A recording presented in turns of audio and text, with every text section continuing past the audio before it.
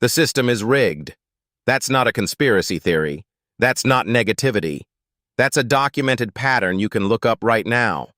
Housing costs are up 40% in 5 years. Wages barely moved. Student debt is crushing an entire generation before they even start. And the traditional path, college, job, save, retire, doesn't math out the way it did for your parents. So when a generation looks at all of that and says, "Why bother?" That's not weakness. That's a rational response to a broken system. There's even a name for it now: financial nihilism. And 80% of Gen Z says they feel it. Here's what nobody tells you about that feeling. Giving up is exactly what the system wants. Not because of some grand conspiracy, because of something much simpler and much more expensive. Here's the business model. When you believe saving is pointless, you stop saving.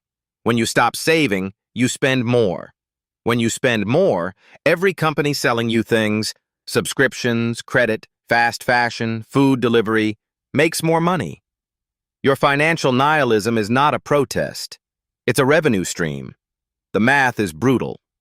Someone who stops building any savings at 25, not because they can't, but because they decided it's pointless, and starts again at 35 will need to save roughly 3 times as much per month to end up in the same place.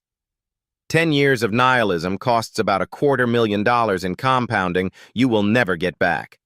That's the trap. Not that the system is broken. It is. The trap is that the broken system is designed to make you respond in the one way that makes it worse for you and better for them. The people who figured this out didn't fix the system. They just stopped letting it make decisions for them. 3 moves. Not because the system is fair, it isn't, but because these work regardless. Move 1. Start small on purpose. Not 50% of your income. Not an aggressive savings plan. $50 a month. That's it. $50 a month invested for 10 years at 7% is $8,600. That's not retirement. That's proof the mechanism works. And proof changes behavior more than motivation does. Move 2. Consistency over amount. The biggest financial mistake in a broken economy is stopping and starting.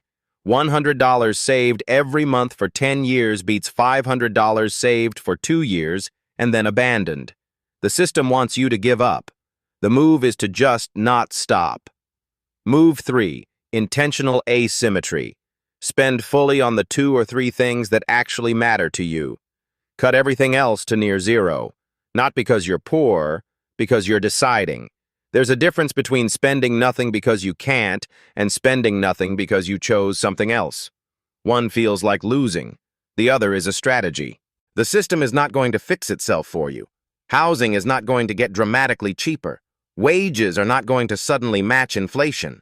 The structural problems are real, and they are not going away fast. But your only real edge in all of this is time. Not hustle. Not the right investment. Time. And every month you spend in nihilism, feeling the frustration but not moving, is a month of compounding you hand over permanently. You don't get it back. The move is not to pretend the system works. The move is to play a game the system didn't design for you. Small, consistent, intentional, until the gap between what you earn and what you keep starts to grow. That gap is the actual win. If you want the most honest breakdown of how to build in an economy that wasn't built for you, Ramit Sethi's book is the one. Link below. And if you're ready to put those first $50 to work, the Binance link gets you started. Next video. Why your paycheck keeps disappearing every month, and the exact mechanism behind it. Subscribe so you don't miss it.